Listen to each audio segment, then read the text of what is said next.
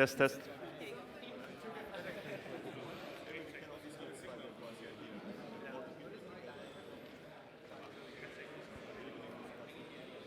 Okay. Yeah.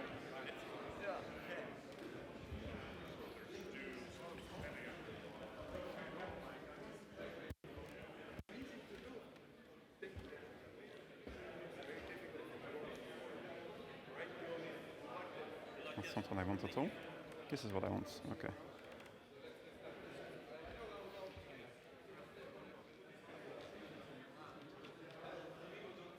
It's a bit slow.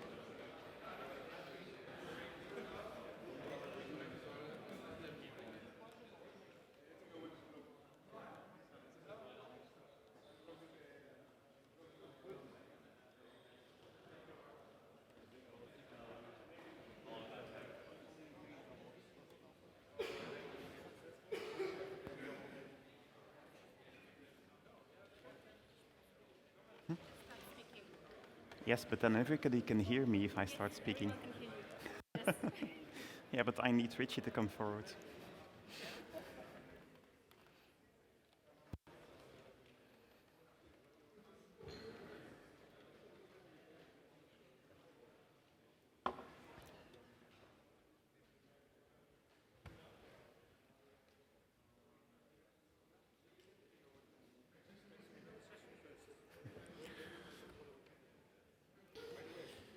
All right, welcome back, everybody. This is a silicon vendor panel.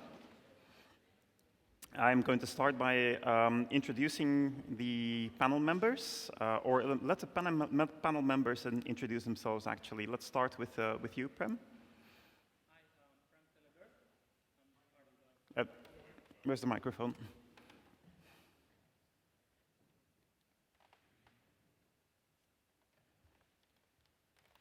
Okay. Hello.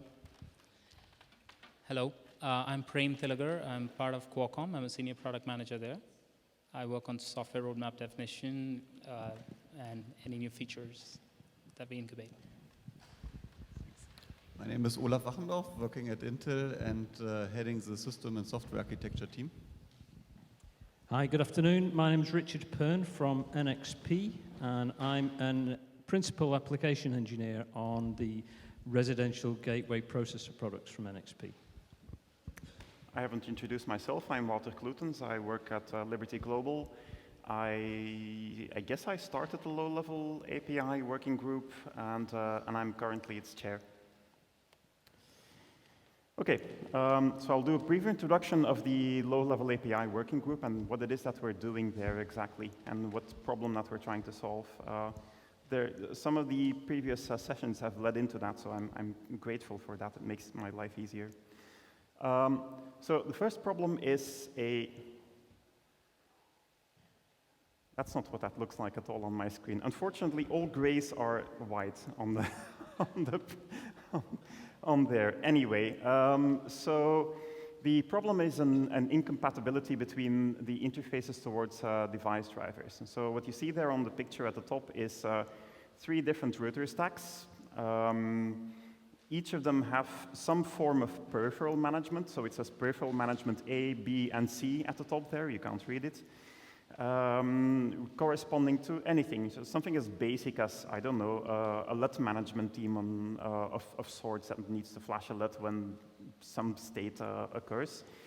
Then the little block that you see in the middle below there is a hardware abstraction layer. So if there is no common way to interact with a peripheral, then what every individual router stack vendor will do is create a hardware abstraction layer, which means that a specific adaptation to the interface that the silicon vendor needs exactly.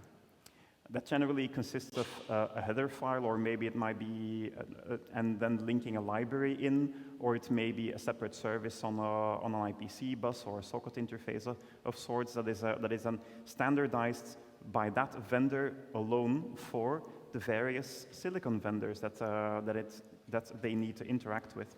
I've drawn, just to demonstrate, I've drawn 2 different silicon vendors, one in blue, one in green, that then do an implementation beneath that. So the effort of implementing that falls on either whoever designs that software stack, it might be a software player, it might be a systems integrator, it might be an OEM, or it may also lie on the silicon vendor itself, depending on what the model is. In RDKB, for example, it's very clear that the silicon vendors are responsible for implementing a hardware abstraction layer according to the specification that they've been given.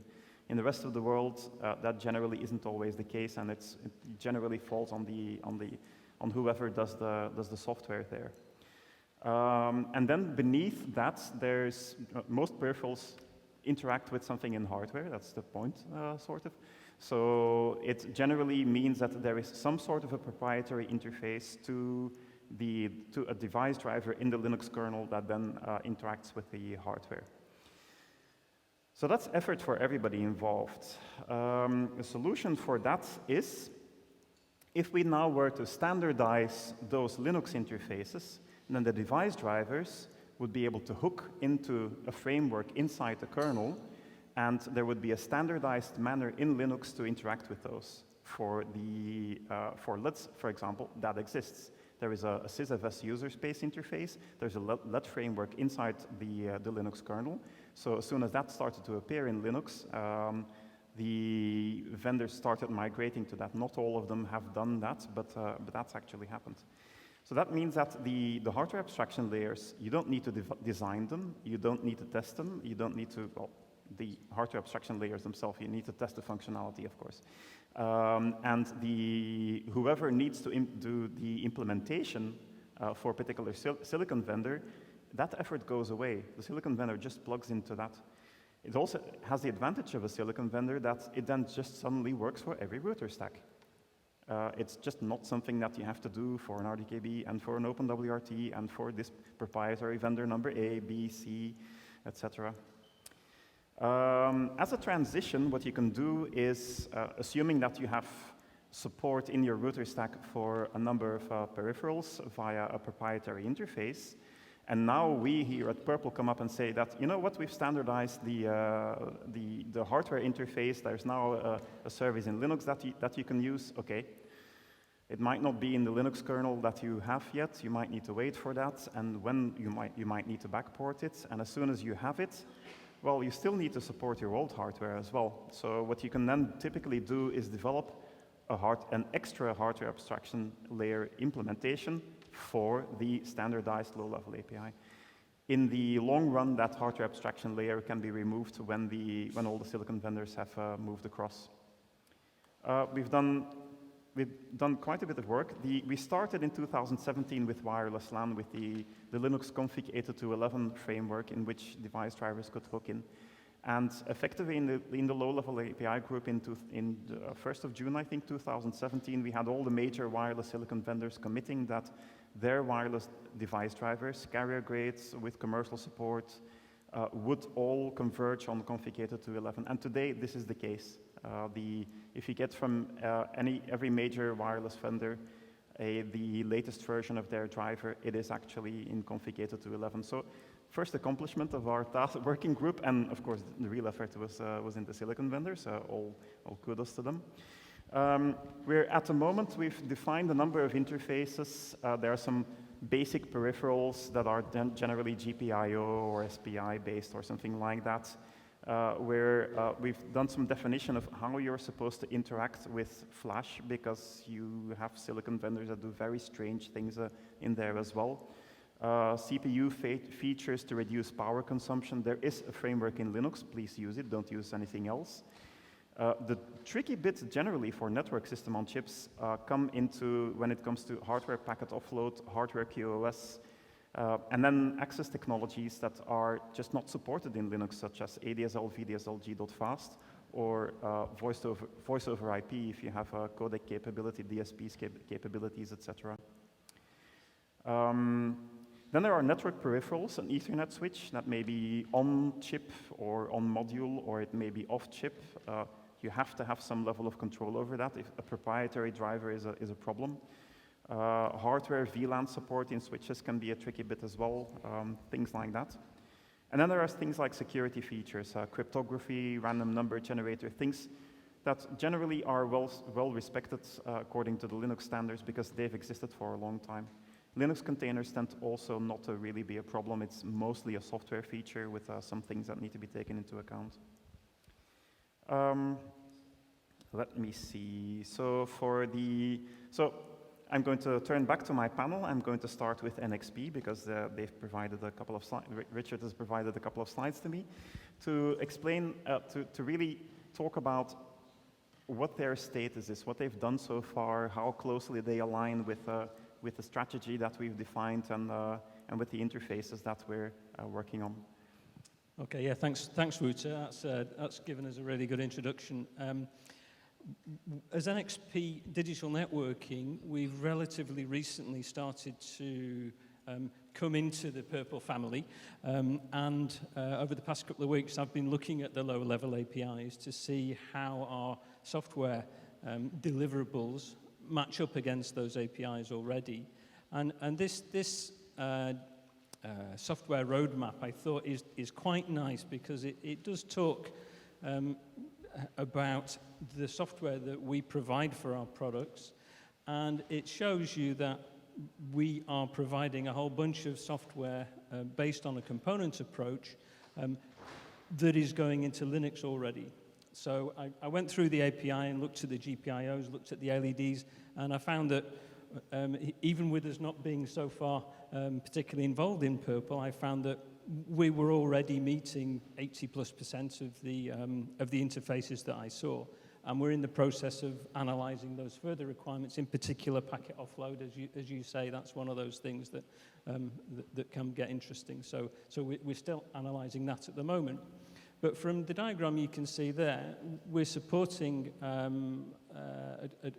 couple of Linux kernels on a long-term support basis. We are still in the regularly in the top 10 contributors to Linux upstreaming. So all the Linux releases that you see there are upstreamed on a regular basis. And you can see also that out of that, we, on an annual basis, we are upstreaming to OpenWRT support for not every product that we carry, but a number of the Layerscape products, which are the ones that are most interesting in this product area. You'll also see on there that we are using this same kind of component approach to provide support into the Yocto community as well. Some people find that a valuable place for us to go. Oh, the other thing, NXP, you might have heard, is in the process of acquiring the Wi-Fi business of Marvell. Recently, NXP were nearly acquired by Qualcomm, but that didn't happen. At the moment, NXP and Marvell, so basically I know that things aren't over until they're over, right? So at the moment, Marvell and NXP are operating as two, and Marvell Wi-Fi are operating as two completely independent companies. I know no more about Marvell Wi-Fi than is public on the website and things. So until day zero, then I don't know any more than you can see on the website. So I think that was just the other update I wanted to give. Thank you, Uta. Olaf?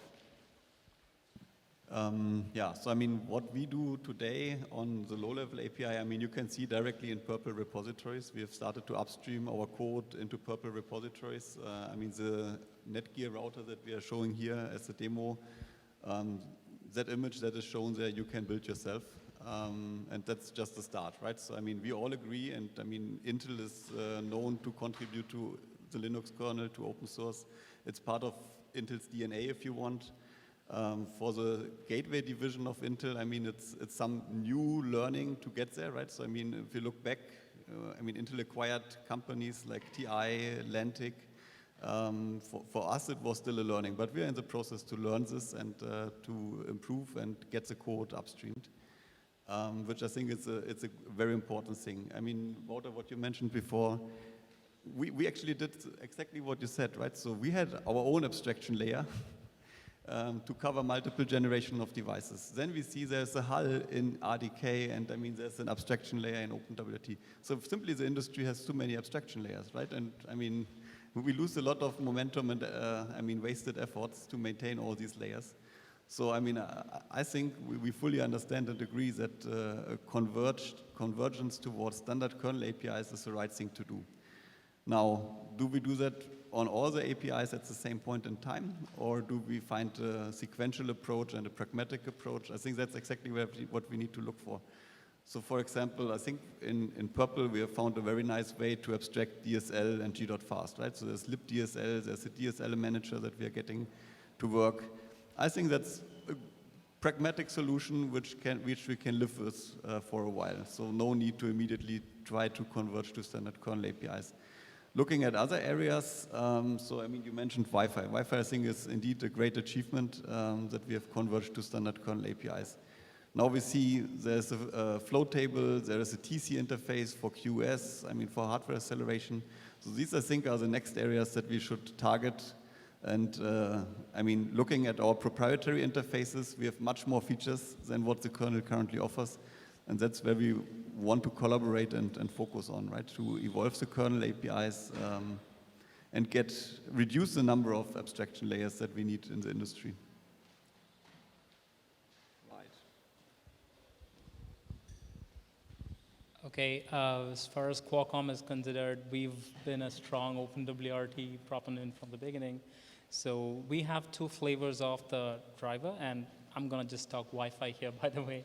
That's all we have in terms of in a socket. So we have two drivers. One of the at 10K, which is famously known. It's embraced CFG 802.11 for at least a couple of years now, and it has its support there completely.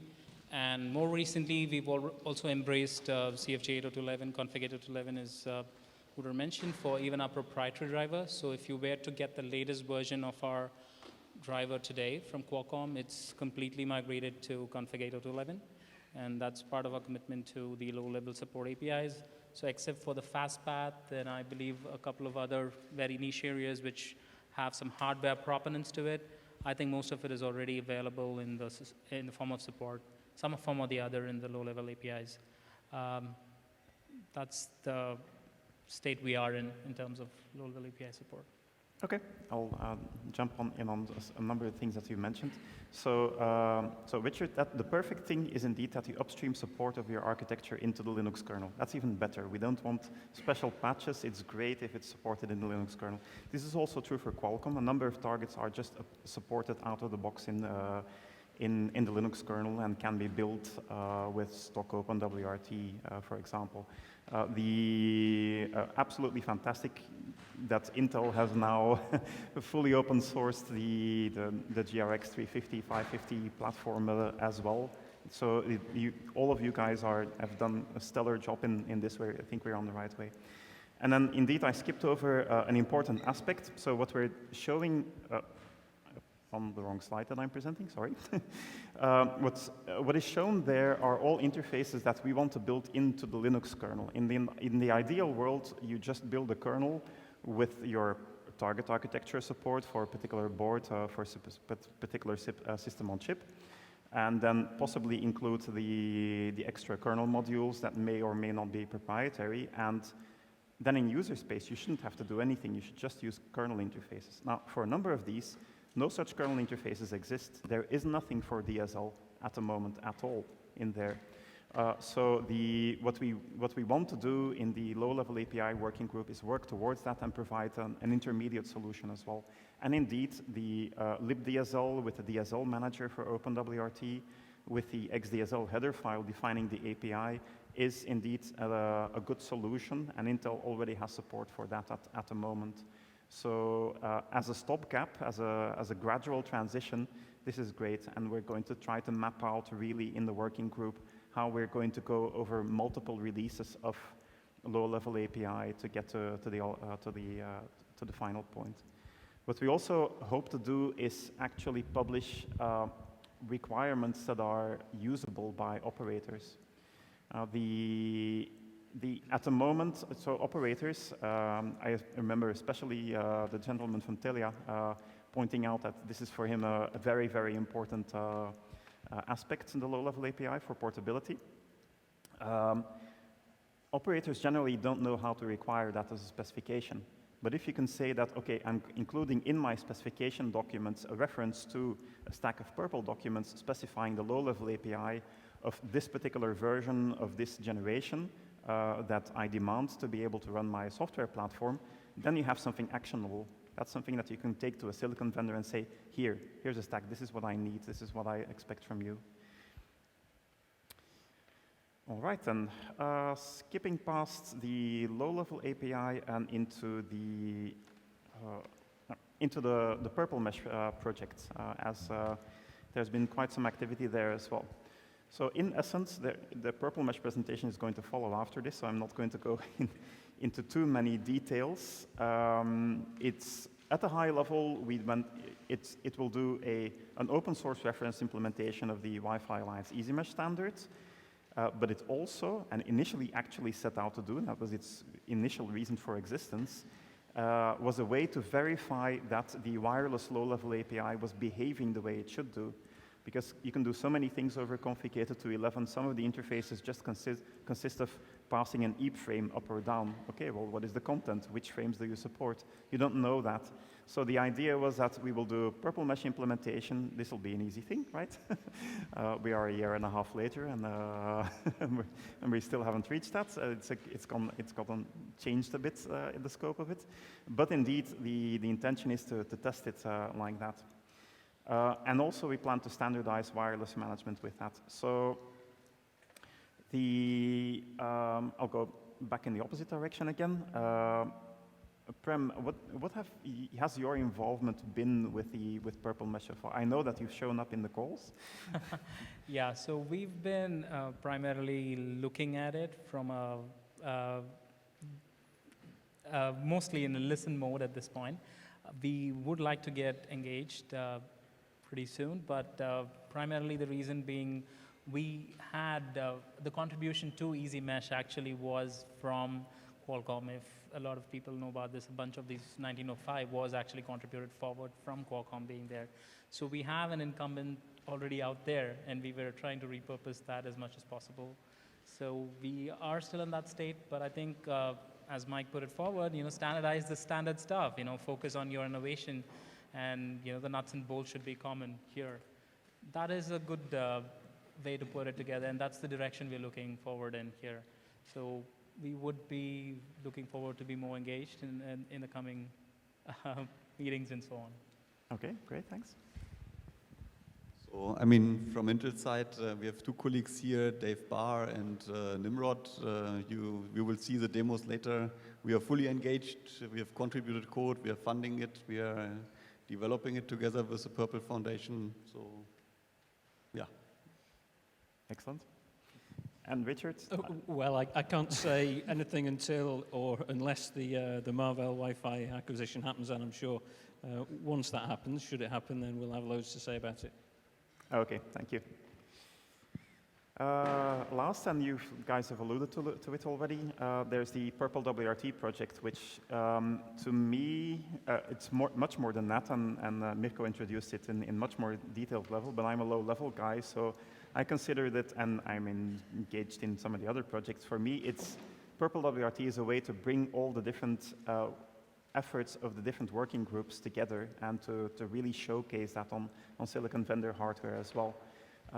And the low-level API is an important aspect of that. If we can deploy that on a Purple WRT, then that's great. It shows that just as if we can deploy a Purple Mesh on a Purple WRT running on carrier-grade silicon with all the fancy features.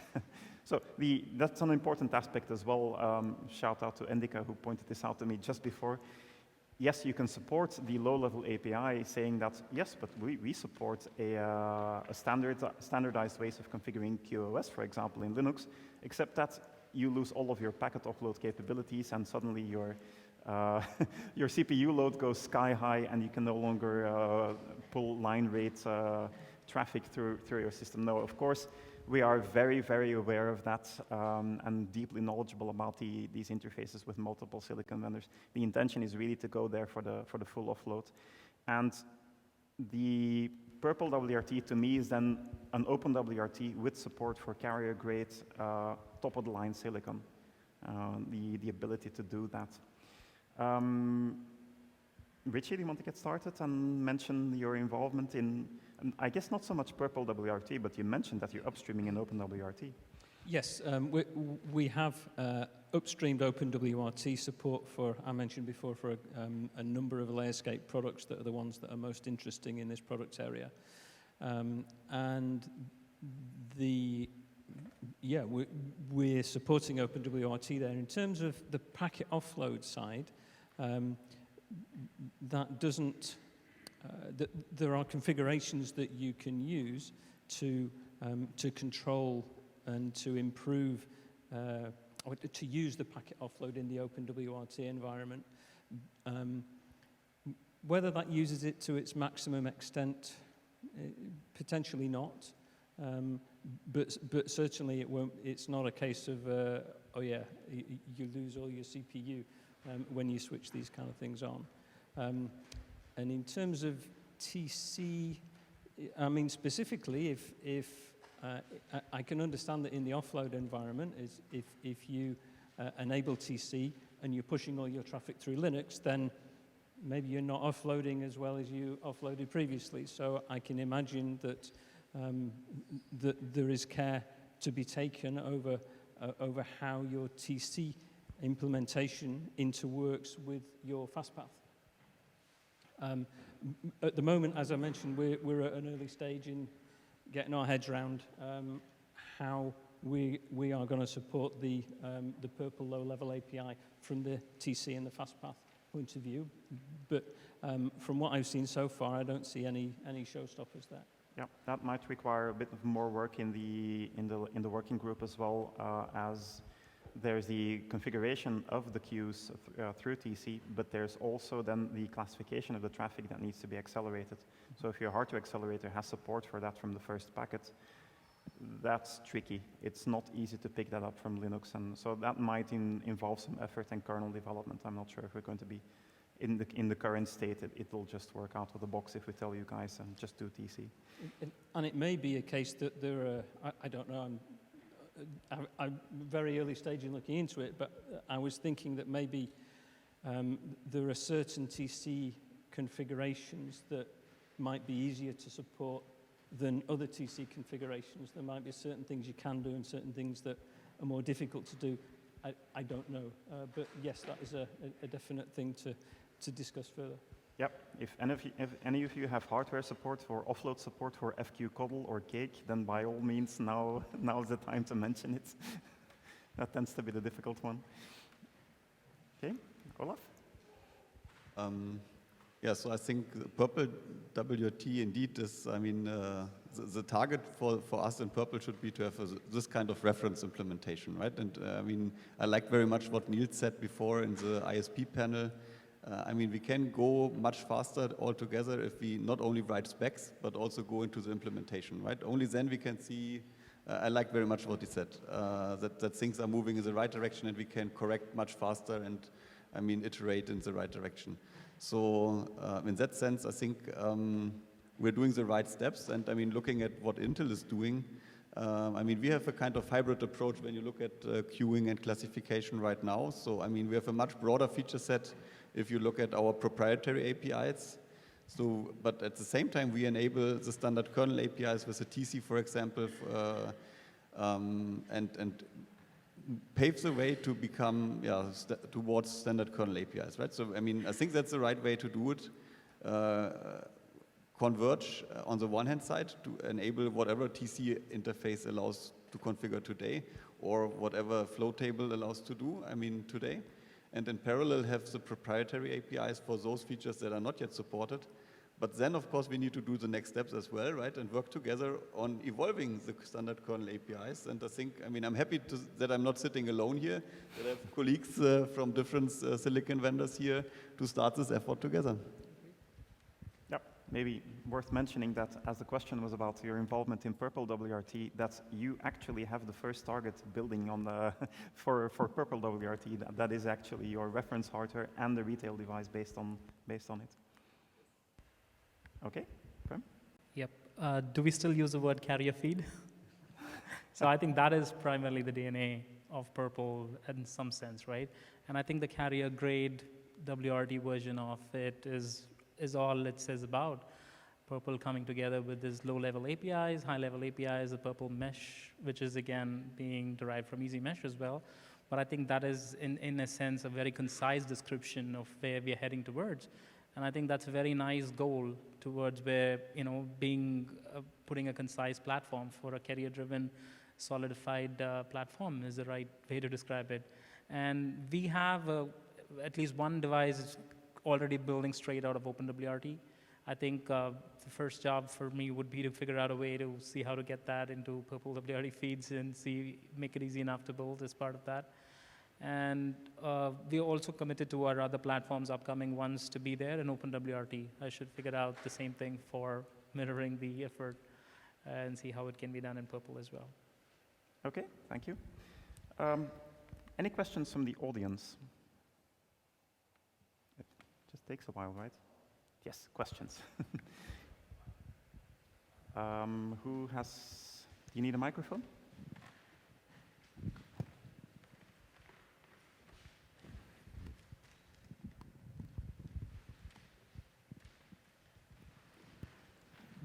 Hello.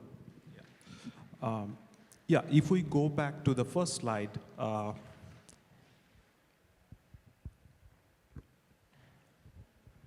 low-level API slide. Yes. I pressed too many buttons. Yeah. So this one or the? Yeah, this one. You can leave. Great. So in an ideal world, I mean, considering Wi-Fi, for example, we would want to have the low-level API sitting just like, the purple-colored box there. Correct. Absolutely. So the next presentation is about Purple Mesh, and that'll go into detail there. But indeed, whereas many hardware abstraction layers have gone at a level where the access point configuration and all its functionality have been abstracted in HAL layers everywhere, we do away with that, and we say you're going to use standard host APD straight from upstream, and therefore use the Netlink 802.11 driver in host APD to be able to connect to the Linux kernel through Netlink to ultimately get through config 802.11 to the driver. So it takes away an enormous amount of work from the silicon vendors who now maintain their own authentication and association and all of that functionality that they've patched and modified for a bunch of features, and all of that is going standard host APD, and all of that is a piece of responsibility that disappears for them. Okay, so what I know of is Linux provides the CFG and NL interface, and they have these vendor commands. Get and set vendor commands. Yeah. So the vendor commands, please. Yeah. In config 802.11 itself, in the Netlink vendor commands, you mean, vendor extension commands? Yeah. Yes. So whenever like Intel says that they support this fully standard CFG interface, Qualcomm, Yes. for example, there is a whole lot of vendor commands which have their private implementations, in the user space. So how do you handle a CAC kind of event handling, which is passed through vendor events to user space application? Because different vendors might be doing it in a different way. There are like 50 to 60 vendor commands available. At least I know of like 30 to 35 commands in Qualcomm's driver. Yes. So the low-level API specification, or the Purple recommendation for wireless, specifically has a chapter on that, or has a section on that, which says that, and this came from a heated debate with the Linux wireless community who maintain the Mac 802.11 and config 802.11 framework. And it specifically says that for all operational purposes, you are not allowed to use vendor commands at all. So it's fine if you use it for debugging purposes and diagnostics. It's probably fine if you use it for startup, like if you have to push some calibration down to the hardware in a vendor-specific manner. I guess a boot script to set that up, that's harmless. It's really the operational service when you have a wireless management service interfacing with host APD, interfacing with the hardware, with the driver. There we don't want to have special patches for one silicon vendor versus another. So we've explicitly outlawed them for that use. Okay. So yeah, at least the latest host APD which I see has a lot of patches because there isn't any 11V and K related standard APIs defined yet in host APD. Is that true? I don't think so. They have something called MAP, so, multi-API, yeah, but they don't have the individual like 11K or V related. Purple Mesh is using the standard interfaces for that. Yeah, yes, they exist. I think it's patched. No, what you probably find is that you have a driver from a silicon vendor that has documented that if you want to do K or V, you have to use this, and they're not using the standard. Maybe maybe they did an implementation in advance of what configured to 11, or these are E-frames, I think. So what host APD supported at the time, and then they patched their host APD with their proprietary interfaces. But none of that should be necessary anymore. So we will get rid of that. So coming back to the question, which I wanted to start with. So if we have to define this API at the Linux kernel level, we intend to define API header file, right? Which should be used by all SOC-like vendors to implement their features. Yeah, so something we expect to reside in a UAPI, maybe, path in the Linux kernel.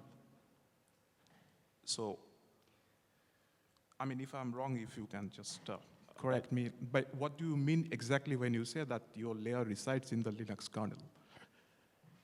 Right. I'll see if I can respond to that correctly. The goal is to get rid of the vendor-specific things. If there are, it is true that without a doubt, the first versions of the drivers that support configured to 11 won't work out of the box with all functionality. So that's what the Purple Mesh project set out to do, is verify that, actually measure which interfaces were supported and what was missing, so that we can tell them that it was missing. And we're looking as well as at certification, maybe actually use TR398 testing or something like that to verify that the behavior is entirely correct and test every possible feature there on all the different silicon vendor hardwares and drivers to be able to then certify that, yes, for all the use cases that we could send through, for all the test cases that we tested, the behavior is correct. And that allows us to check if all the behavior is as per the standard. If there are things missing, we're going into the Purple Mesh project, but I guess that's the next presentation. None of you are going to walk out anyway, right? And if those are missing, we will have them added to configured to 11. We will upstream changes to the Linux kernel. We will upstream changes to host APD. We have done that already. It's part of the scope of Purple Mesh. Okay, thank you.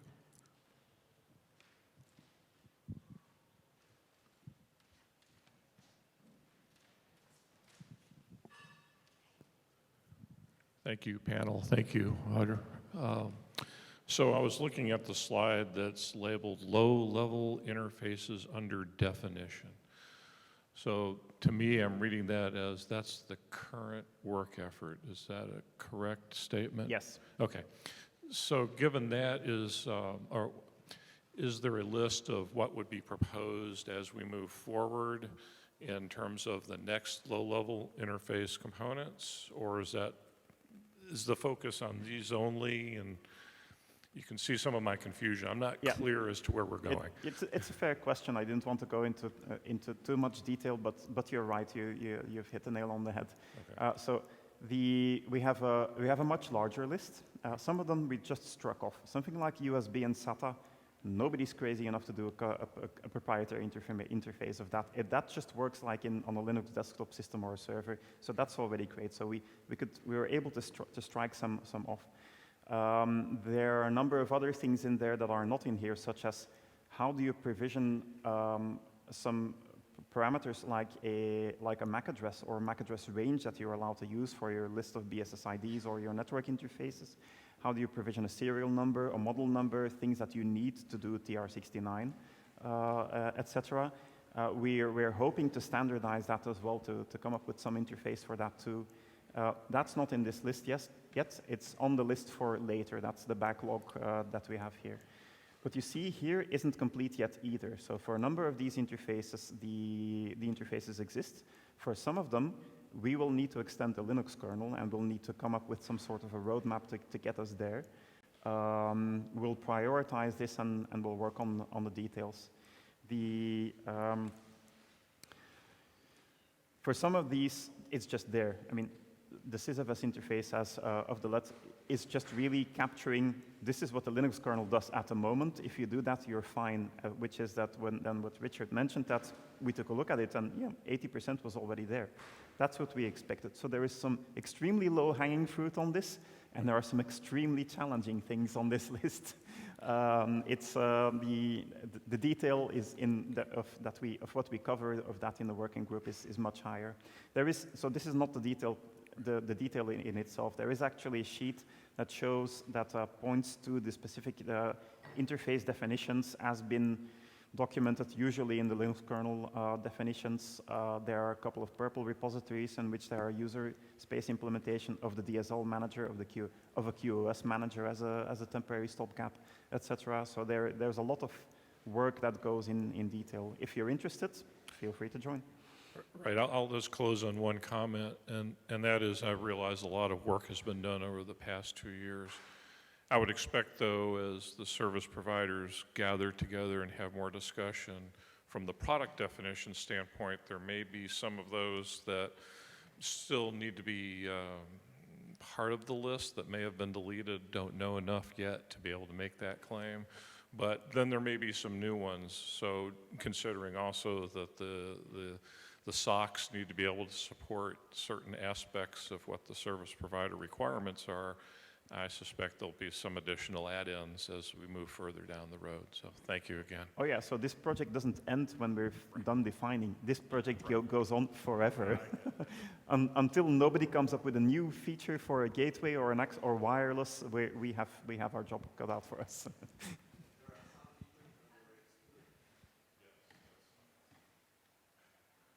Can you raise the microphone? No, my point was that there is another case where some hardware features are excluded because we said that it's not worth the effort. I mean DECT and yes. the DSL.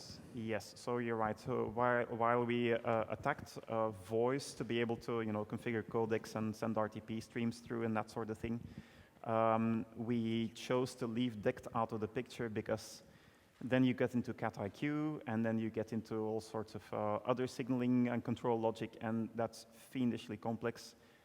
Requires us to build up a relationship with the 3 silicon vendors in the world who do that, and we don't know. By the time we get around to defining it, maybe nobody's using a landline anymore. So we don't know. So it's not something that we wanted to focus on. We want to focus on the networking functionality first. Yeah, it's a good comment. Thanks. Sorry, just one more question. What is the plan to deliver this? Is just taking some features and there's a roadmap of delivering specific features, or we're waiting to define all of them, or what's the plan? When you say features, so the features defined there, right? Yeah. Okay. So the peripheral interfaces. The prioritization of the rest of the roadmap hasn't been done yet. We've identified these, with a couple of them excluded actually from the list, that are going to get worked on, and we'll see how far we get in there and how much time we get to work on that. And then there's a parallel effort of doing better documentation at the high level for specifications, at a low level in detail of how you're supposed to interact with them. Because, for example, if you have a LED that can blink red and green and can also combine the two to be yellow, you could implement it as a red LED and a green LED separately and require that you set them up individually. Or you could define an RGB LED where you can say configure the color to red, green, or orange. you wouldn't have commonality between two hardware platforms if you have that choice as a silicon vendor or an OEM, actually, in this case, probably, to define that. So we're also going to write down a list of guidelines of that. This is the standard naming of your interfaces that you should do so that we can discover which is which, etc. So those are all the things that we're going to work on. I can't tell you, we don't have dedicated resources on payroll in Purple to work on that, which is a bit what's stopping this from going through full blast. We'll have to see as we go. Okay. And the other question is, at the moment I see you guys, like you, Wouter, and John, contributing to this quite a lot, but what is the input from the SOCs? Are they actively contributing to the discussion, or what is exactly? We have, yes, we've had multiple, over the course of this, because this has gone on for now 3-4 years or so, we've had many silicon vendors attending, some in lurker mode, as Prem sort of described it, just listening. Some of them more active, or paying attention and doing something, but not actually speaking in the work group. I don't know, maybe they're nervous. And some of them, specifically Intel, really actively having a discussion and contributing things. So for example, for voice over IP, Intel said, we have a framework, TAPI, it is quite well designed. How about you take this and make it a standard? And we did take a look at that and said, that looks like a good idea. It's something that we're considering. And we would encourage the silicon vendors to go in. We've heard some say that, well, you know, the silicon vendor shouldn't define it. You should define it as a requirement and give it to operators. But then how long is it going to take until you have an implementation? That means, that goes back to the discussion in the ISP panel. Eh? If we give you a recommendation today and that says, these are the low-level APIs that we ideally want, and for your next RFP for a gateway to be launched mid-2020, give this to your silicon vendors. And they look at this and go, oh my God, that's going to take 5 years, 5-10 man years. Yeah, it's just not going to happen. And at some point in time, your purchasing department is going to say that, you know, we have a deadline. We'll just use the custom interface. No, we want it to be a collaboration, which is why we want the silicon vendors to join in there so that they can give us feedback. And if we define an interface that they're able to raise a red flag and say that that's not actually physically possible on our hardware, or you're forgetting that our hardware is also capable of this that maybe you guys haven't seen yet. Though that's really important feedback. That's why we'd like to have them in there.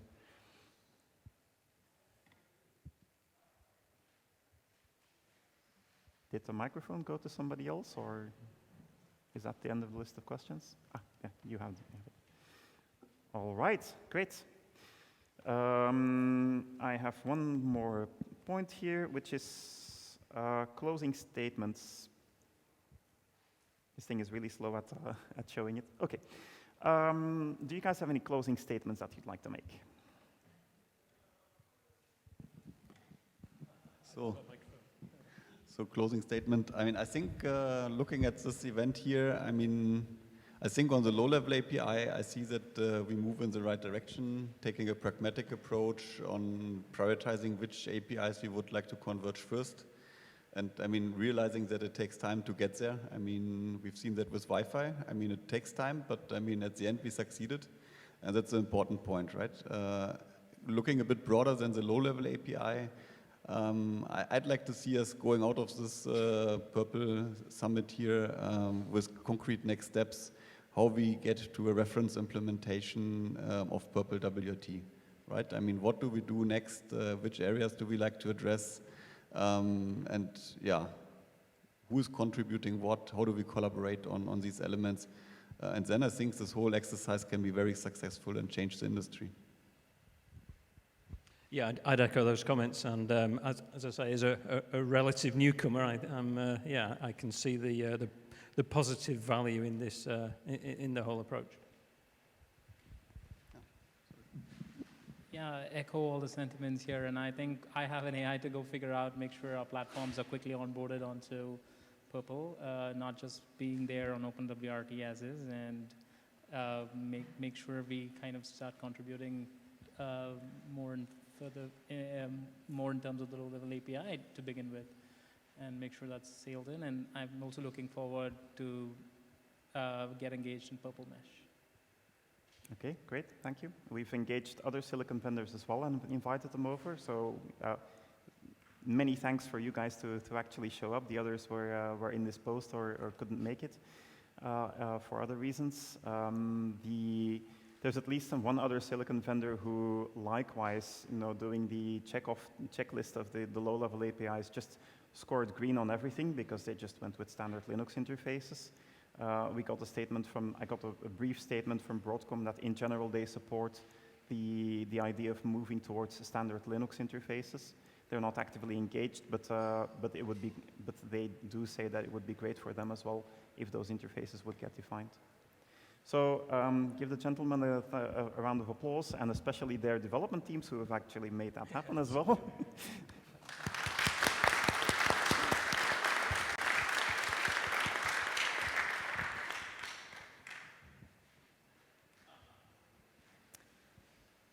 I'm going to take the microphone. So, yeah, this is a different thing. I'm switching to the Purple Mesh presentation now. Okay, we have the hook now. So You're off the hook. You may step down. I have good news and bad news. Good news is that we have jazz band and drinks and open bar happening in 1 hour. Bad news is that we're running 1 hour behind the schedule. So I suggest we have, instead of a 15-minute break that was meant to happen, we're going to have a very, very quick 5-minute break, and I mean 5-minute break. So very quickly, and then we're going to continue with the rest. All right? So 5-minute break, and we'll come back. Thank you.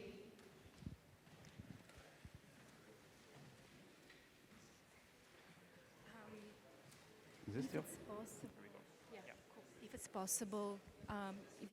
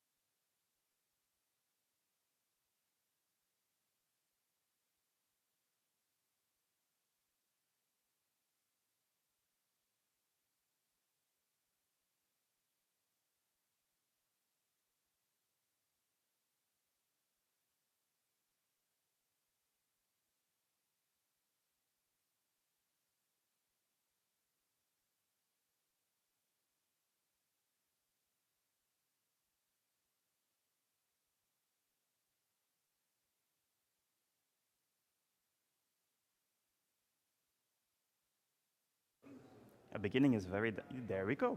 Have you tried turning it on and off again?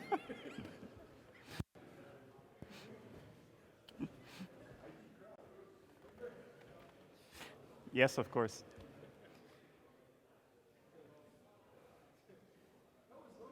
Time is of the essence. Please enter the room.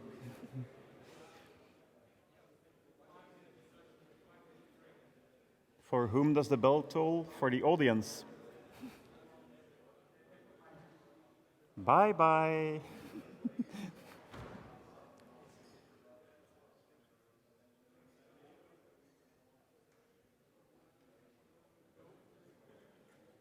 See, that worked.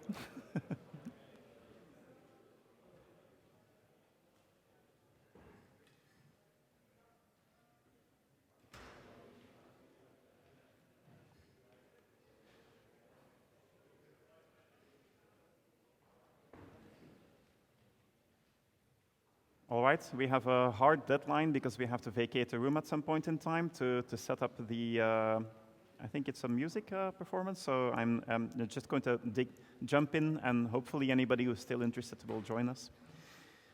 So last session of the day is about Purple Mesh.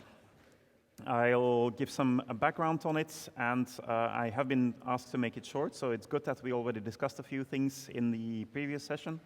And then at the end, there will be a demonstration.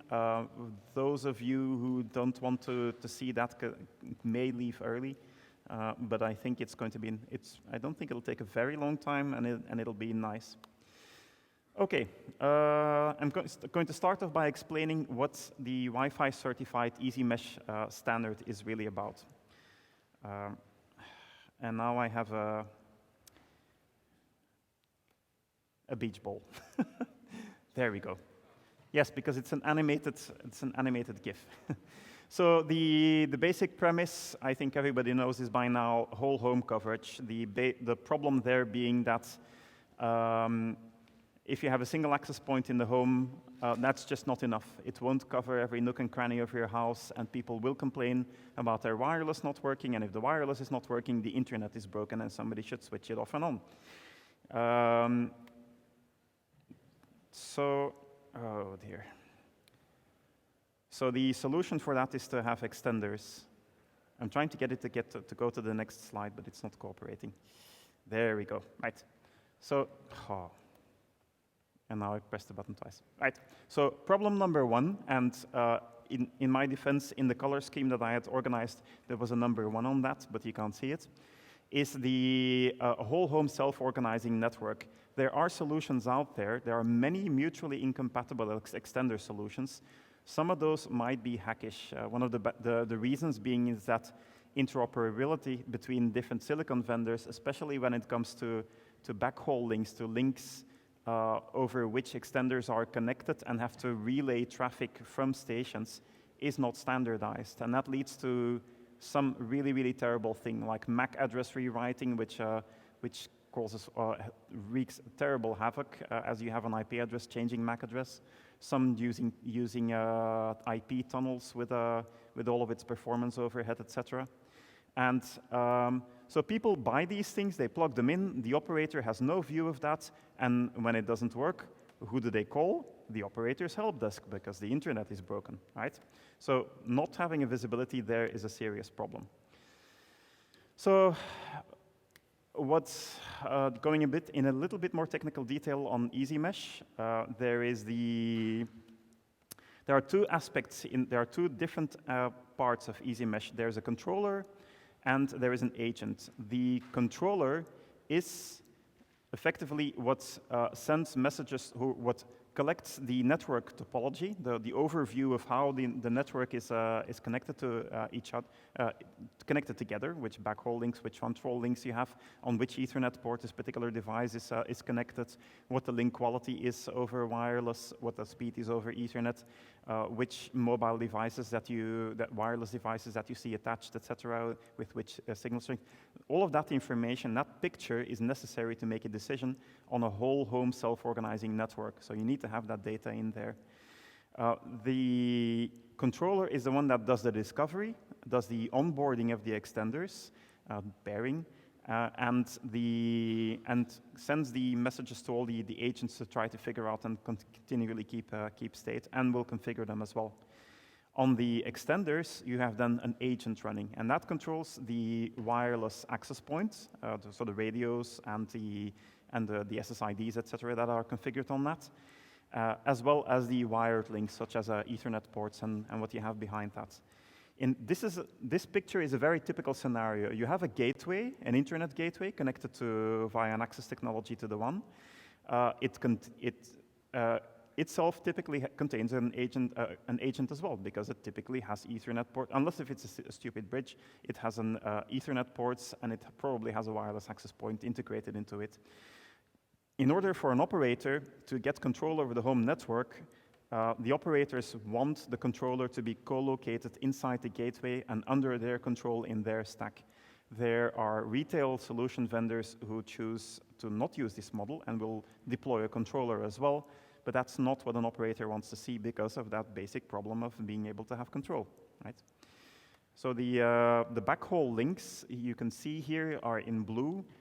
Maybe what we call backhaul then, is the connections to the various extenders, maybe wired links or maybe wireless links. It's based on the IEEE 1905 protocol, which already existed for some power line adapters, was developed in 2013.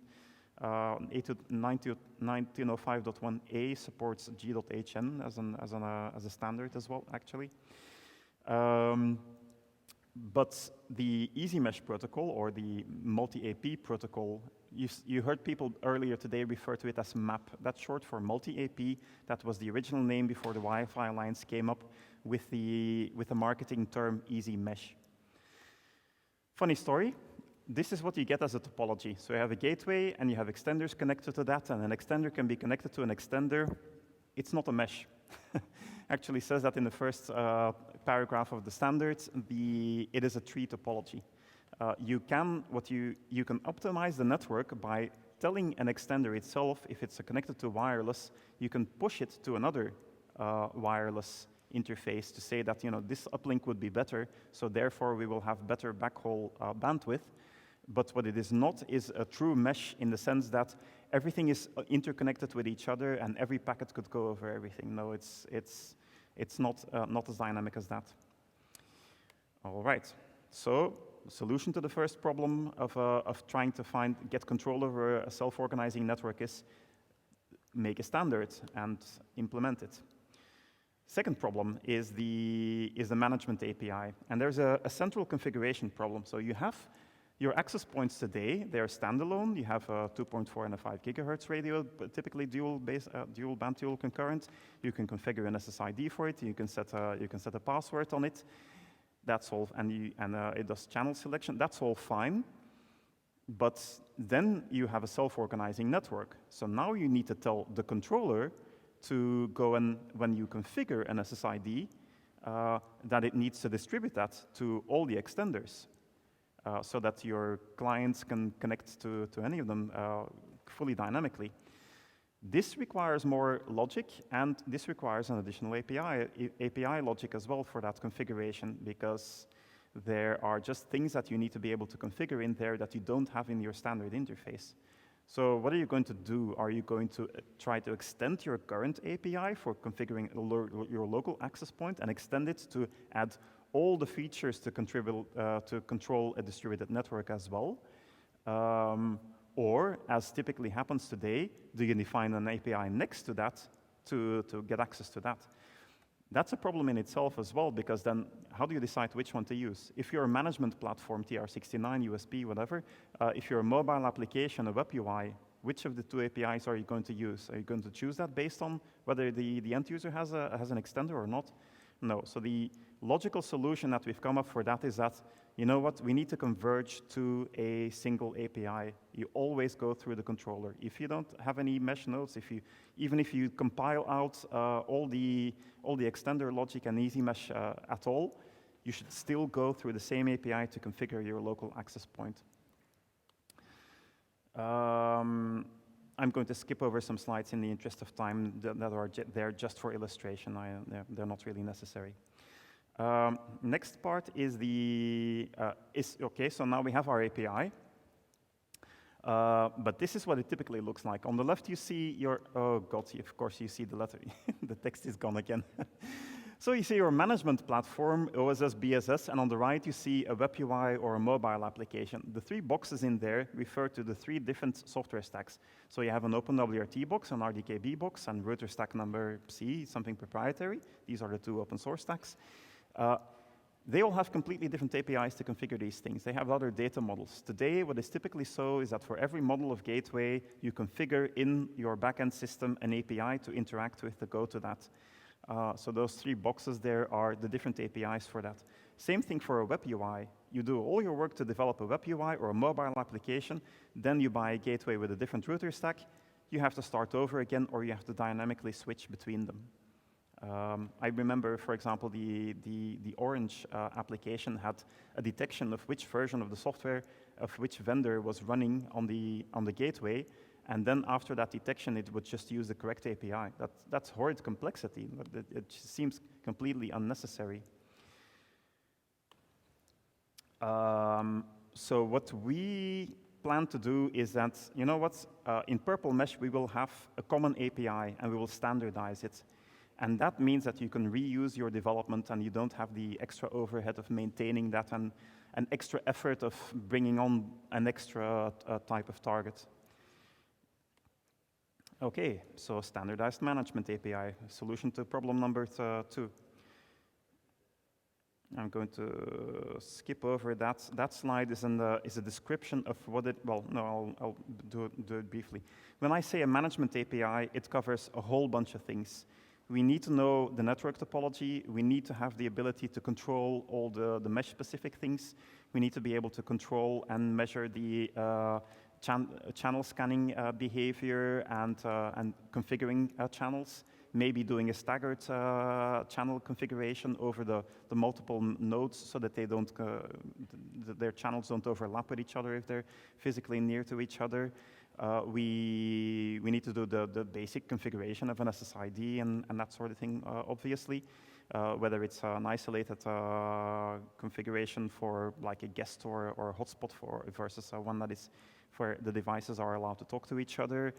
And very important as well, we need to get diagnostics information out. It's really important for an operator to know what's going on in the home, because end users will call, they say my wireless doesn't work, and then what do you do if you don't know? It is starting to get very common to collect telemetry constantly. Have all sorts of information coming in from the driver, packet error rates, retransmissions over wireless, errors due to failure of authentication, association, and not seeing an authentication. All sorts of strange behavior that give you a hint that something is wrong in your network, wrong in your home network, that can actually be pushed up in the form of sending up metrics from time to time to a platform that gathers that data, or sending up specific alerts for an event that I've seen an authentication failure, something like that. Or I've seen a driver crash for all I care. So the data elements specification, which is a dependency of Easy Mesh Release 2, specifies actually those metrics, a lot of those metrics, and what to collect exactly, and tries to standardize those. That's in scope. We want to collect that as well. So this goes beyond simple configuration. We want to capture everything. Right. Then the next thing is complexity of wireless management. That's problem number 4. So in 2013, it was easy. Yeah? You had 11AC, dual band, dual concurrent, a few tricky bits here and there. But what's all coming at us? 11AX suddenly has the ability to simultaneously communicate with a station over 2.4 and 5 gigahertz. And then it has this OFDMA logic where you can use certain subbands to communicate with multiple devices at the same time. There's a whole scheduling logic in there. Does that work well? Are there maybe heuristics that you need to tweak based on the home network? On an extender as well, if you do a channel change and you have an extender connected to the backhaul, you had better coordinate that or you lose your extenders. So you have to make sure that you switch at the same time. Even worse, if you have a radar event here in Europe, everybody has to switch between in a matter of milliseconds. you better be ready and have configured which channel you're going to switch to, or have some way of notifying what you're going to do. Let's see. Then if you have a wireless backhaul link, that's the other thing. Now you need, an extender needs to be a station as well. So it has a station link upstream on its backhaul link, and it's an access point in the other direction. There are really some silicon solutions where the drivers don't even support that at all. There is all sorts of evolution in credential configuration, WPA3 for additional security, but also Easy Connect. New methods of pairing things are coming at us. We've had the hotspots and hotspot 2.0 for a while, agile multiband, which is a way of improving steering capabilities, also uses the same ANQP protocol. There's a lot of intelligence and that needs to be added into that. There are some low latency and QoS things that come into play as well, because now gamers want to use wireless instead of plugging in an Ethernet port, like a sane person. So we need to optimize on that as well. So there are also all sorts of things. So every single vendor has to go and implement, all of these things. Everybody has to work on that. Why? How about we let Purple Mesh do all of that and track all of the evolutions together with host APD, together with the Linux wireless support in the Linux kernel and the silicon vendors in a standard way, and the new features just come from the open source, just like they come from Linux to support new hardware, or they come from host APD to support things like WPA3, which are there immediately as a first step. So common wireless management implementation helps. On top of that, you get for free that your behavior on multiple software stacks is now the same. Because you can maybe say that, oh, we're going to use a new gateway as an operator. It also has all of these wireless features, check, tick box in typical spreadsheet. And then it turns out that it behaves completely differently, and now you need to go and debug those things. If you're an operator, you've been there. I've certainly been there. If you have a common implementation, then you can trust that it will behave the same when you do a certain interaction on the management interface. And last but not least, the low-level API. But we've actually discussed it in fair amount of detail in the low-level API bit. So we want people to move to Configurator to 11 so that we get rid of that. And that also, there's beyond the reduction of cost for everybody involved, it also overcomes portability impediments. It means that you can switch to another vendor or at least try them out. It's beneficial for everyone, really. So this is what that looks like then. You just have a standard data model in every stack running Purple Mesh as your wireless manager on top of host AP, that's host APD and WPA supplicant to have the station and client station and access point support. On top of the netlink interface to Configurator to 11, and there you have your device driver. Silicon vendor only doesn't have to do integration in every different stack anymore.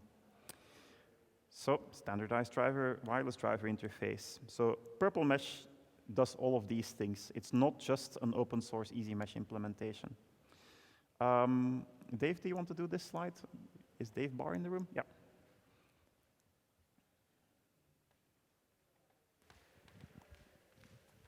So a bit of a background this is a bit of a background on the Purple Mesh project itself and who's been involved in that and what we've been doing.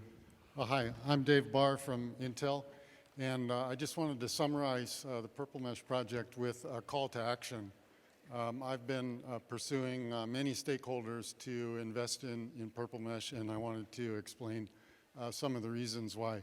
Intel got involved because there were just too many software platforms.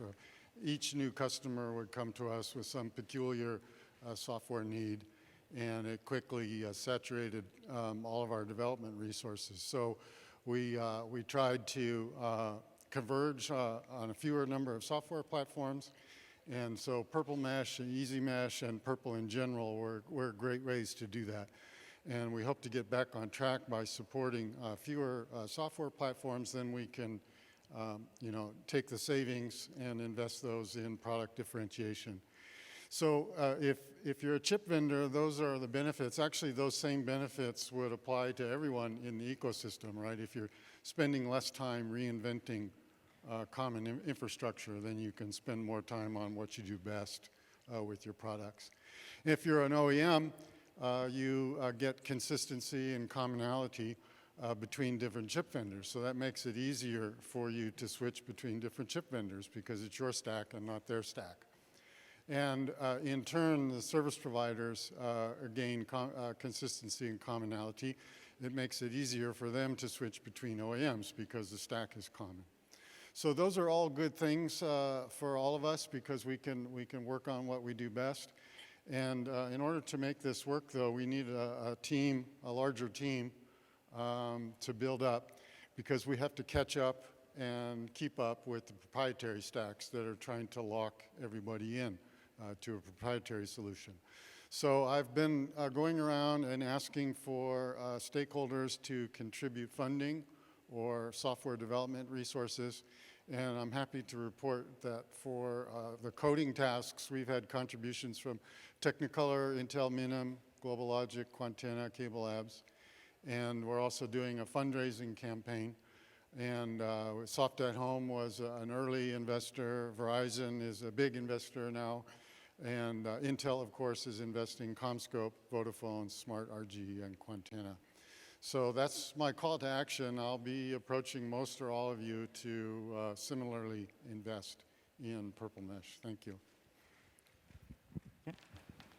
Thanks, Dave.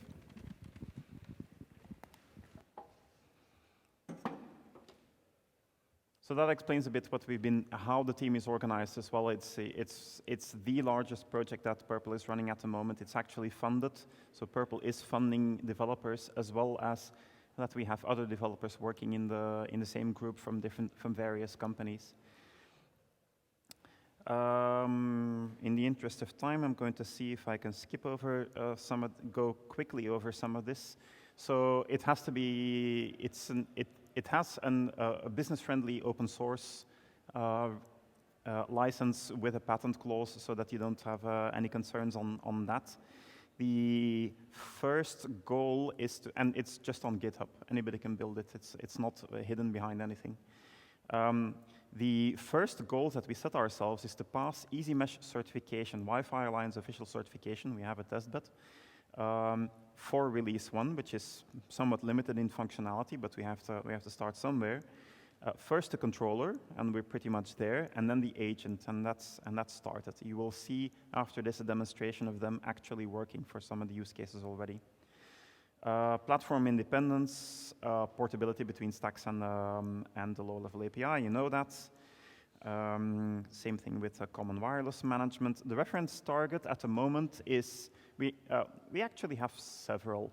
We started out by choosing the Turris Omnia, because it's a great hardware target. It has 8 gigabytes of flash, 2 gigabytes of RAM. It has 5 Ethernet ports that you can use as WAN and LAN.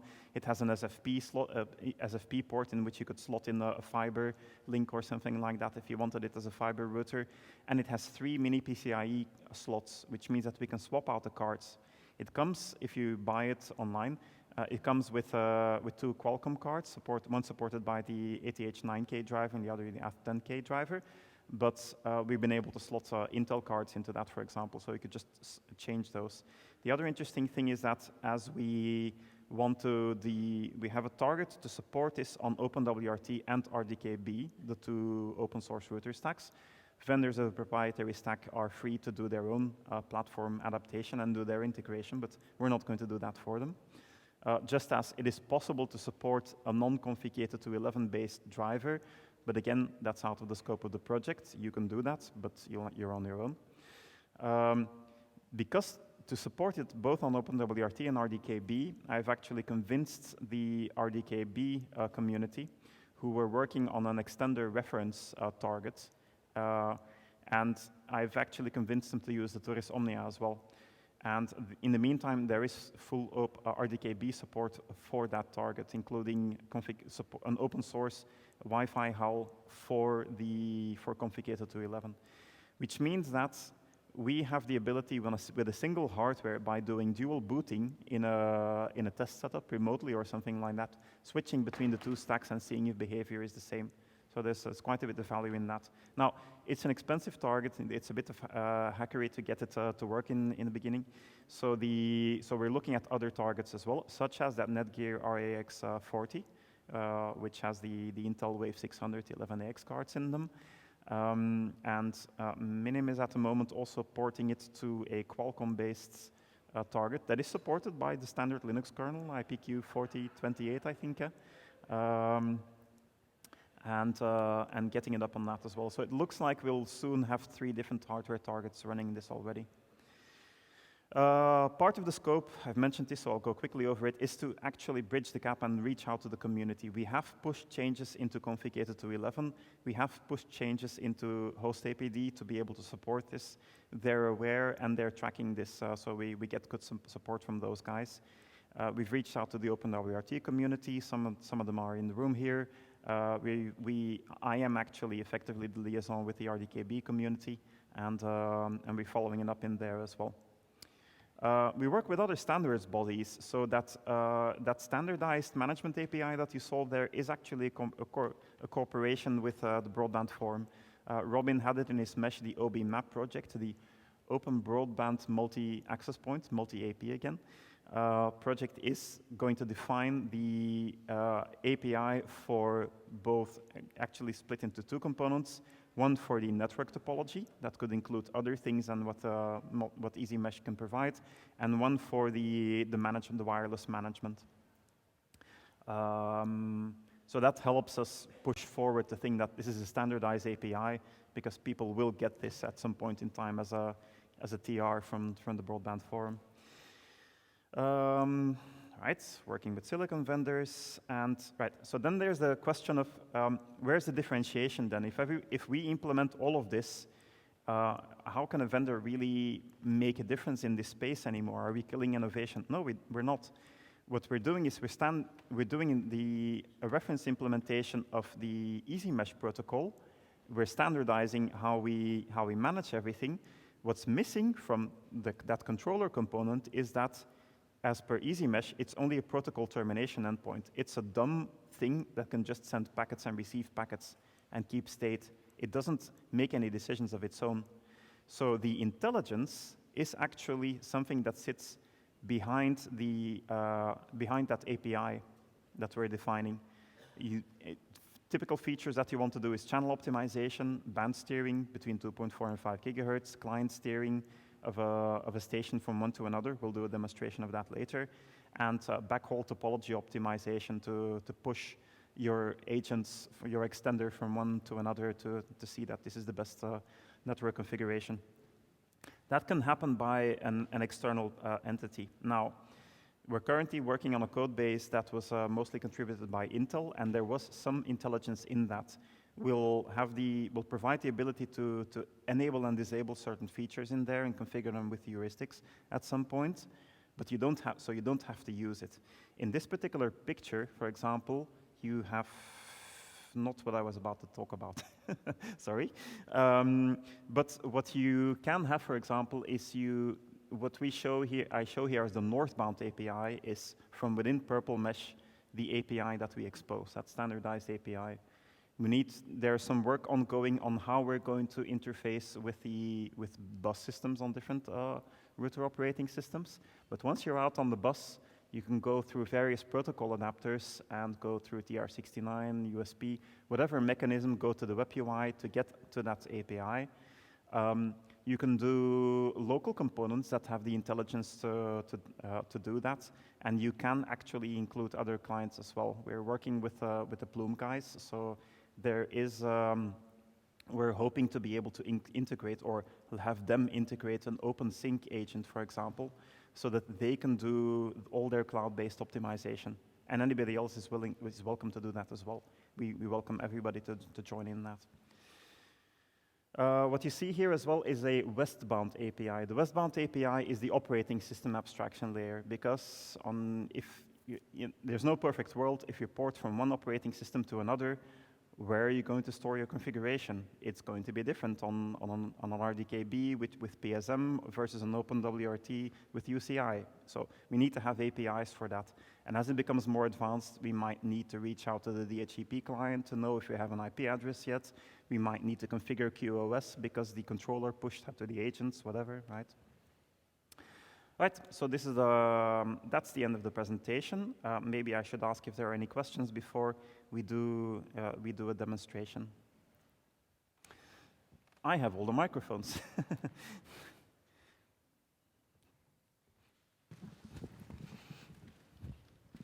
Thanks. So my name is Dan Sills from Calix. Last week, I was talking to a couple of people who are reasonably active in the BBF's OBMAP project, and they seem to describe, now I might have misunderstood, but they seem to suggest that the part of the northbound API that I think now is called the Mesh Control API would essentially relay CMDUs or something, a close approximation. And when they said that, I asked, well, does that imply that the multi-AP plane controller functionality would be outside of the Purple Mesh integration layer box that you depicted recently?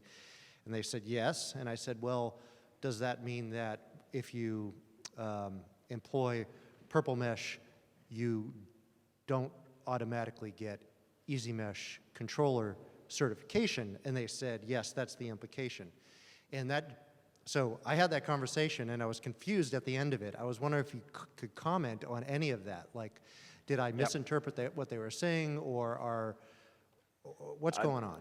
I can imagine that there tends to be quite a bit of confusion, so it's an interesting point you raised. There are three different answers. So the first is that this northbound API doesn't exist at the moment in the current implementation. We haven't implemented that yet. What we do have is an interface for certification. So you have the Wi-Fi Alliance test, but has the ability to send commands to the controller to say, please transmit a CMDU, so that's a packet according to the multi-AP protocol, with this data in it, which is very, very low level, which puts a really low bar for the controller, but that's how the certification works. So that interface is there, but that's just for certification. We'll keep some methods of that active at some point in time in the future so that you can go through certification, you can plug in the test bed, but that's not the way we intend to use it. Now, second is that there have been calls for, well, this is a layer 2 protocol 1905. It only goes over the local segment, Ethernet and wireless. You cannot route it.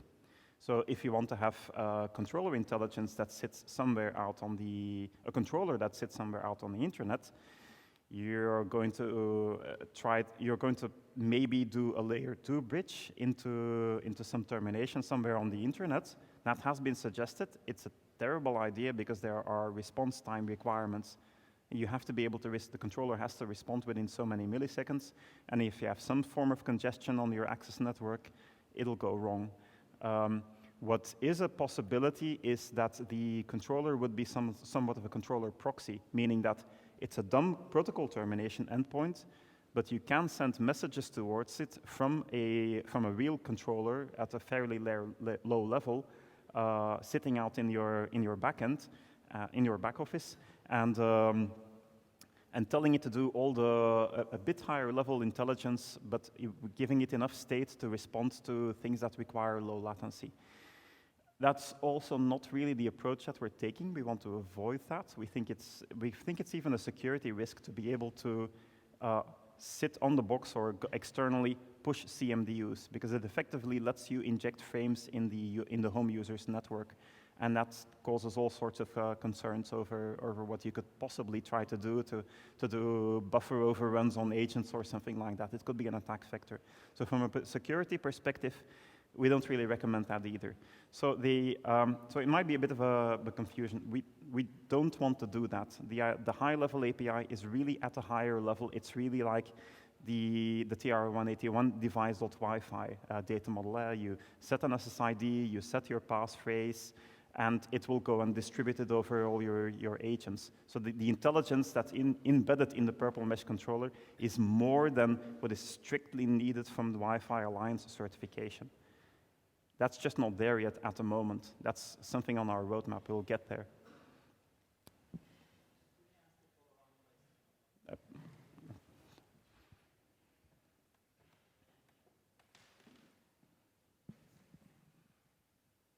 How do we coordinate the, I mean, this is fantastic, right? So that solves a lot of problems. We can talk 5 more hours on this. I'll be very happy. But there are also parallel efforts. Some of them are overlapping, some of them are not overlapping. And WFA, USB, et cetera, and other places as well. So in your mind, what is the best way that we, instead of dealing with, 3, 4, 5 different efforts, how do we make sure this effort is very well coordinated, for example, Broadband Forum, right? Because, I mean, this was just an excellent example, but the list is long. It's not just one thing. So how do we solve this problem of coordination? Who makes a decision, right, on what's the right architecture? There needs to be coordination. Well, in your opinion, how should we go about that? Are you talking about coordination at the protocol level or at the political level between people? Well, to me, it's layer 9 of the OSI level. But to me, it's the same problem. Politics or technology is the same at the end. So. Well, I'll refer back to Dave Barr's slides. Please come and join us. No, I mean, come and join us on the calls and provide us input on your use cases and have the technical discussion with us. It's perfect, right? So for example, our company's name, I'm not here to, the commercial advertising, so I'm not going to mention name. But like my company's name was not on the slide, where another company just said that, okay, these are the companies supporting. But the data models came from us. We educate that company on how things are done, etc. And then there are other companies. So this is an ecosystem. There are many more companies, right? And maybe some of them are active in Broadband Forum. Maybe it's here. And there are many, many, many small little topics that gets decided. So how do we coordinate this thing, right? For us, it's very simple, right? If it's not coordinated, then we have to go explain to the carrier 3 times, right, why this protocol is better, what you should do, what we should do, and we have to do it over and over again 3, 4 times. So I think you have good insight on this, so maybe you can speculate a little more on certain segments of the standards, how it needs to be coordinated. So Wouter, does that fix the problem? I just added your company's name. Can I answer this one? And I think you're doing that specifically, is why invest in Purple Mesh? I mean, this is why I got up earlier and said we're looking for the rest of the service providers to participate.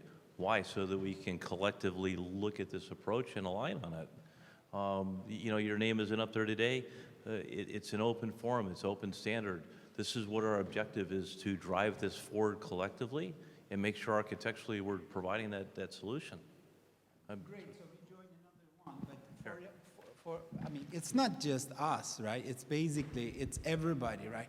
There's AT&T, Deutsche Telekom, Telefonica, the list is long. And to me, somebody who has invested over 10 years in this, I want things to progress a little bit faster, right? And you want to do the same thing. But this thing at the low level or high level needs to get coordinated. And I think a lot of issues, there's specific technical issues where we need to make decisions like, okay, do we do this or do we do that? Needs to be blessed by you guys, and also, right? Absolutely. So when AT&T says something, Verizon says another thing, and another. So well, it's very difficult. But again, this isn't our objective. I made a comment earlier. When is Easy Mesh going to be service provider ready? I said, Rev 14 or something like that. I see some people who are about to kick us out of the room. I would say it's very simple. Join us, both and I speak to your colleague Ken in OBMap, so he's already there. You're actually already involved. They took away the microphone, so I can't have any more questions now. Yeah. Sorry, guys. I'm going to do the thing that I like to do on our working group calls as well. I'm sorry, I have to close this bridge for about 60 minutes because we have to rearrange this room. If I'm not mistaken, you want to show a demo, right? Demo in here. In here? No, but no. We need to we need to rearrange this room now, otherwise we won't be eating. Can we do the demo then in the other room where the things are set up? The demo will take 5 minutes. 1 second. It's really easy.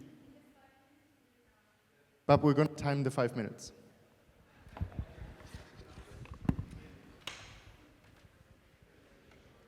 We're going to hide the food.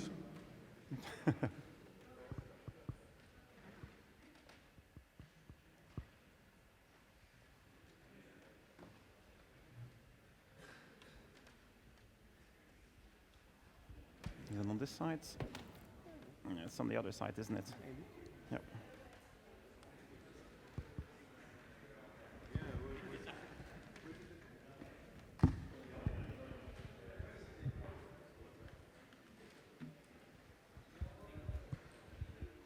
Nothing happened. I'll probably just take a second.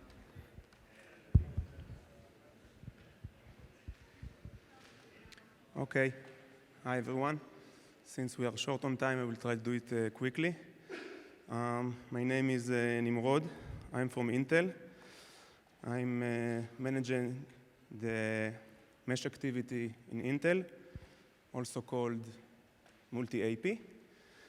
And what we're going to try to show you in this demo is actually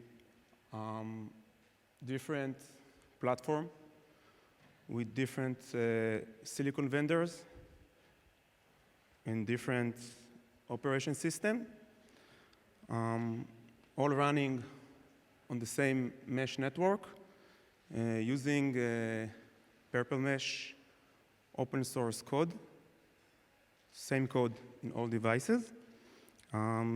This code was contributed by Intel to the PRPL Mesh community about 9 months ago. And basically, if we look at the board, then we have 3 devices. We have a gateway and 2 extenders. The gateway is an Intel platform. It is located in the dining room, and if you haven't noticed it yet, it's a beautiful green box running RDKB operational system, and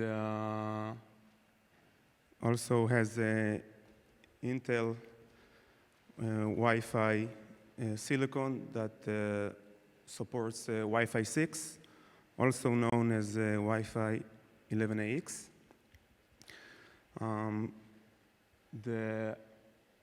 This extender is a Touristomnia extender.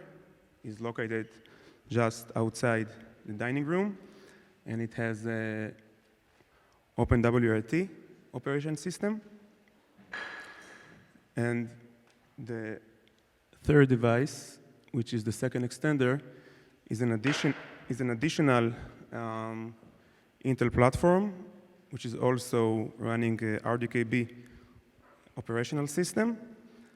And actually, this Intel platform is a reference design for an official product that will be released by starting of next year in the cable industry. It's also called the XB7. So now my colleague, Tomer, which is also the PRPL Mesh maintainer,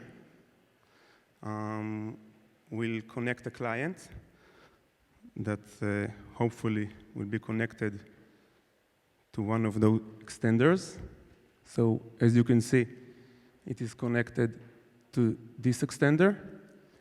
And once it starts moving, then the controller in the gateway will manage the mesh network and will steer him from one of the extenders to another extender or even to the gateway. Depends on the channel that is currently the best one. So Tomer is now exit the room, and we need to see some kind of a change.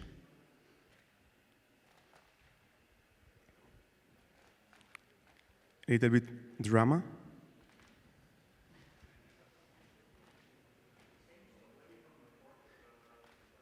Correct, because it started with the far extender in 2.4, and then you go to the 5 gig. And now, as you can see, it's connected to the gateway. Okay, this is a Xiaomi client. And is now connected to the gateway, which means that Tomer is probably in the dining room eating a cake or something. So basically, we have a controller in the gateway that runs what we call an optimal path, and he asks the client to do measurements on each one of the devices, other devices, and according to some kind of algorithm that I can explain offline because we don't have enough time, he ordered the client to shift to a different device. And now that Tomer came back to the room, we can see that the client, this guy here, is connected to the extender in the far corner of the room. Any questions?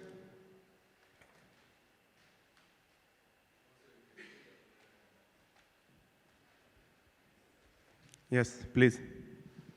Very nice UI there, but I observed that when he came back, what does that two little circles represent? It's part of a different radio there? That on your screen there? What's the small circles? Okay, the small circles is the right ones, or the dark green shows 2.4 gigahertz band, and the lighter green shows 5 gigahertz band. And you can also see the number of the channels. Channel 1 is a 2.4 gigahertz band, and 44, it's a 5 gigahertz band. Okay, that's very nice demo. So basically what we saw is first client steering. When he went to that room, that went to the controller. Then when he came back, it went to the 5G first. Then when he sat down, they went to 2.4G, right? Again, it all depends on the channel that is currently the best channel. We have people going in the room, people in the dining room. Now people is going through the channel of the extender, so you cannot really anticipate what will happen, but the controller takes a decision according to a real-time measurement. So, but that was a logical decision. So it went to the 5 gigahertz because he walked past the access point, and that was going to give his station the best bandwidth. Then as he walked farther away, as there is a sharper drop-off in 5 gigahertz, it band steered to 2.4 gigahertz, so it did exactly the right thing. Thank you, Walter. So